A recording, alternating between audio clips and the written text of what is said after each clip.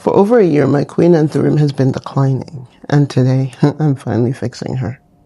The thing is, the decline didn't just start recently. It actually dates back to over a year ago. We went to Colombia on holiday for 3 weeks, my family and I. And because we were going to be gone for 3 weeks, and I have a lot of plants. Actually, at the time, I had, I think, over 100 plants in this 2-bedroom apartment here in New York City. Now, I thought it would be probably quite unfair to ask a friend to water such a huge number of plants. And so I opted to pay a plant sitter. And I asked them to water everything in here twice a week for the 3 weeks that we were gone. Now, I chose twice a week because it was at the height of summer. It gets very hot here in New York City. And even though I did leave things climate controlled, we have actually massive south-facing windows in my apartment. And so it does get quite bright. Things dry out fairly quickly. And, the plants need water. So I asked this person to water them twice a week. I also left the Queen Anthurium. It was growing in my grow tent at the time. And the leaves were perfect, spotless. So I asked her to water everything, including the plants in the grow tent. But what happened was, unfortunately, she actually did not water the plants according to the schedule I left her. Very frustrating when you're actually paying someone. That wasn't the worst of it. She actually completely forgot to water the plants in the grow tent at all. Now, usually, for a less sensitive plant than a Queen Anthurium, they can kind of get by, because the thing about the grow tent is the humidity controlled nature of that environment will probably keep plants happy for like 10 days, Can probably get up to 2 weeks, to be honest, without watering them and get away with it, depending on what the plant is. So anything that wasn't a queen probably would have been fine. However, by the 3rd week, of course, she had cannibalized all her, half of her leaves. The ones that were still present just looked terrible, right? Not only that, at that point, the plant was actually outgrowing the tent anyway. It was way too big to be inside there. I only have a small, tiny apartment-sized grow tent, and it's just not designed for things to grow in there indefinitely. And so I thought, in my infinite wisdom, I said to myself, well, the damage has already been done. The plant looks terrible. I might as well just pull it out and grow it in open air. It does have to acclimate to this open environment no matter what, one way or the other. In hindsight, I should have left it in the grow tent to bounce back more easily, instead of adding to its distress by bringing it out into the open environment. But I thought it would need to grow in this open environment anyway, because it was getting too big for the tent, and I wanted to be sure to do that before the end of summer, while the conditions were still relatively reasonable. I thought it would be an easier transition for the plant. I was mistaken. It continued to decline, and even though it put out actually bigger leaves than anything I've seen in the tent, it still never quite regained its robustness. It just was never happy again after last summer. This video is sponsored by RainPoint, but more on that later. If you want to know exactly how I'm going to bring this Queen Anthurium from this back to its former glory days of this, or, even better, a new normal that we haven't seen yet. So beautiful, pristine leaves, but massive ones that benefit from the open air environment. People think Queen Anthuriums need to live in a grow tent or a greenhouse forever. But the truth is that, yes, they like consistent moisture, but airflow, significantly good airflow, is hugely important for Queen Anthuriums to be happy. And so when you grow it in an open environment like this, you really do see the difference in terms of the leaves sizing up massively. I've grown almost all my aroids in this apartment without added humidity in some of the most brutal New York City conditions through winter, summer, spring. Even as the humidity and the temperature fluctuates, they've grown to be beautiful and big with massive leaves, including this Anthurium warocqueanum Esmeralda, which is basically also a Queen Anthurium, but a slightly different variety. As you can see, this plant has spectacularly pristine leaves. It is sturdy and hardy. What's the difference between this one and my regular Queen Anthurium?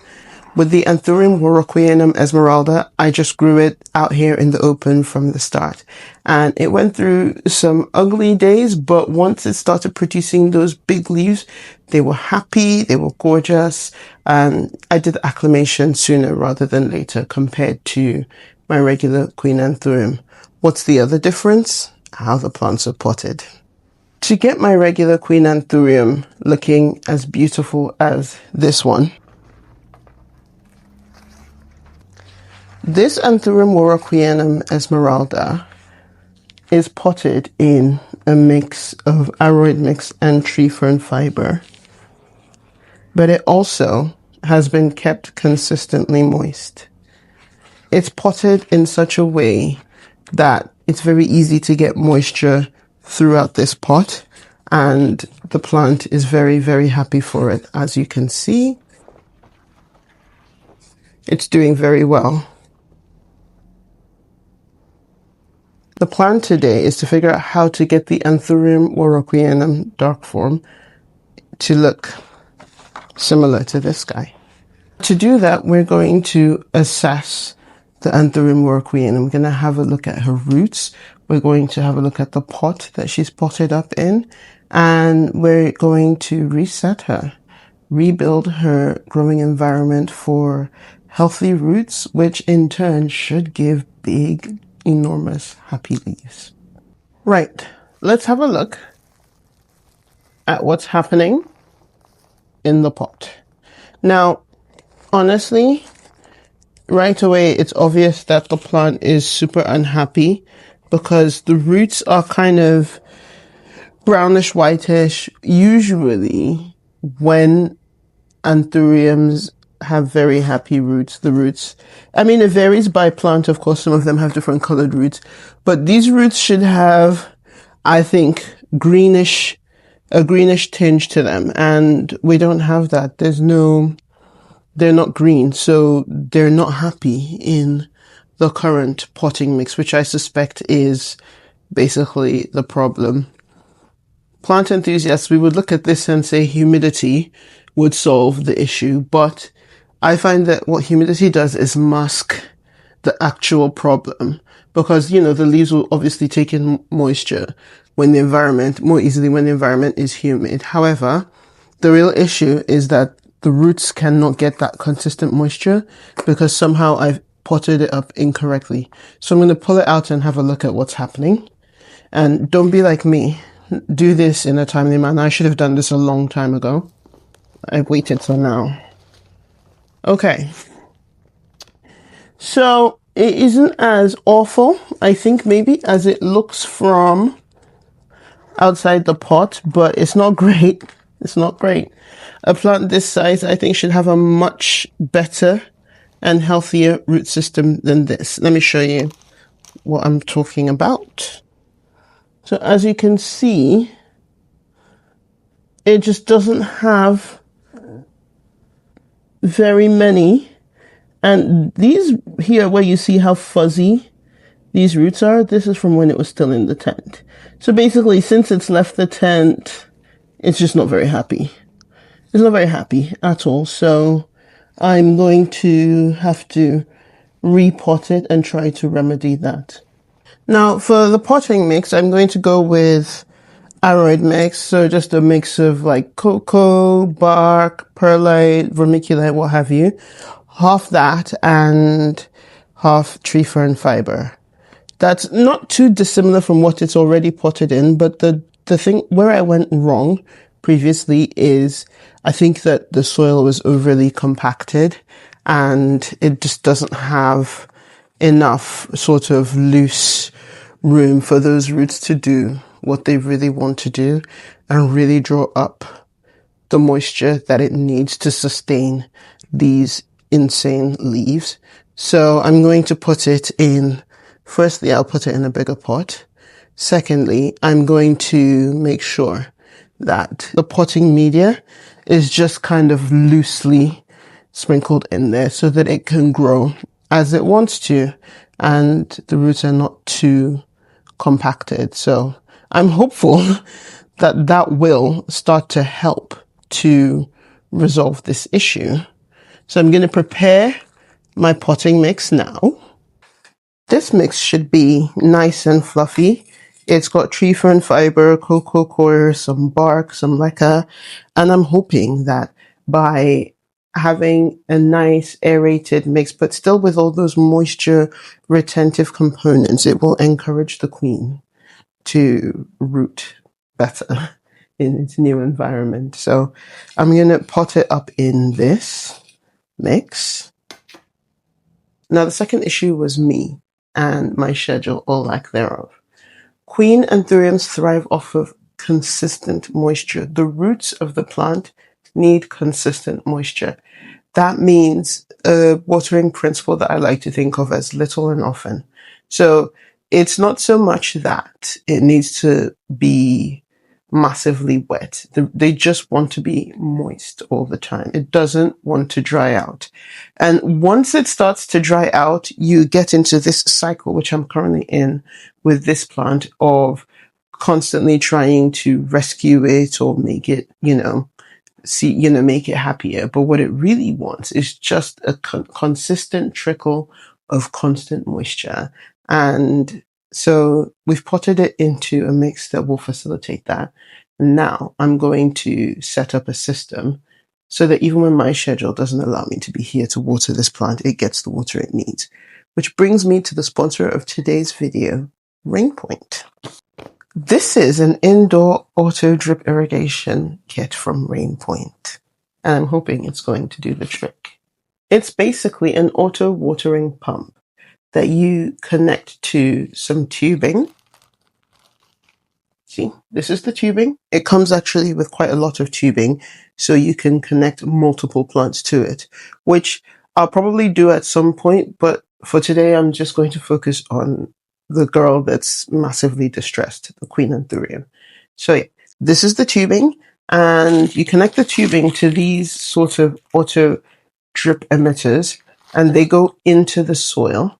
You can set up watering routines, and you can have it soak the plant in predetermined cycles. So if I wanted to give my Queen Anthurium water for 30 seconds every day, I can set it up to do that.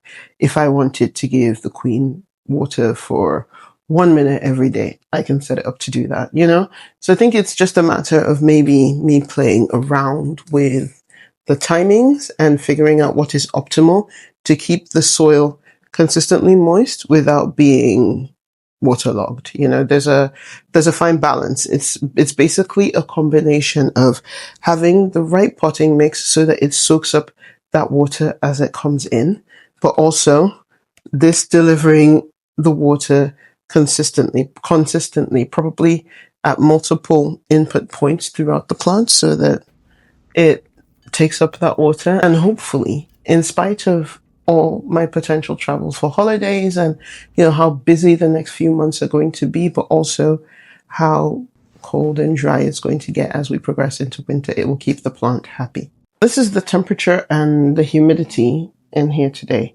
And as you can see, it's very dry. The hygrometer has a reading of 27. 27% relative humidity is extremely low. It's low for the plants and it's low for the people. So I'm hoping that this can fix that issue. I'm going to repot the plant, and when I'm done repotting it, I'll come back and show you how I set up the water pump, and we'll pick a cycle. I will initially set it to water the plant maybe we'll start with every other day, just so that it doesn't get waterlogged, and we'll see how it goes. I'll keep you posted. If you're interested in getting something similar for your plants, like if you're going to be traveling a lot over the holidays or, next summer or what have you, or if in general you just can't keep up with watering your plant collection now that the weather is drier and there's radiator heat to contend with. There'll be a link in the description so you can get 25% off your purchase. I'm going to go pot the plant up and I'll be right back to show you how I set up the pump. I just finished watering the Queen Anthurium and now she's in the shower getting some water. So I'm going to go ahead and set up the RainPoint auto pump. Now, if I was connecting multiple plants, I would use connectors like these. So I would sit down and I would sort of plan out my irrigation route. So if I was going to do 4 plants or something, I could connect them all to the tubing. I would cut the tubing in the desired length depending on how far apart the pots were. And I would use a connector like this so that the tubing would basically come off of all 3 points of this, and this bottom bit would then connect to this emitter which sits in the plant. This is the point that goes into the plant pot, and the tubes either join other plants. If you're connecting multiple plants, the tubes would just join other plants. Now, in the case of this particular Queen Anthurium, what I'm going to do in the first instance is just connect the one emitter to it, and I will put that as close to the heart of the root ball as possible so that the water goes in there and kind of spreads out. And because I'm at home and generally watering my plants, I'll still be watering it, and this is the fail-safe to ensure that it never, ever, ever dries out. Now, when I'm going on holiday and I want it to be watered or moist throughout, I will probably add a second one because it's a big plant. So I'll add a second one so that there's consistent moisture spread throughout the whole thing. And so yeah, I'll put this in, and then you basically put this siphon in a bucket of water. The water needs to stay above the level of the plant, which I'll probably just nestle amongst the plants here, and you program the pump so that it delivers the water on your desired timeline. Okay, now there's going to be a little bit of trial and error here because it's fall and conditions are changing quite rapidly. Usually things settle somewhere around, I think, mid-December, early January is when sort of temperature and humidity kind of settles to just cold and dry.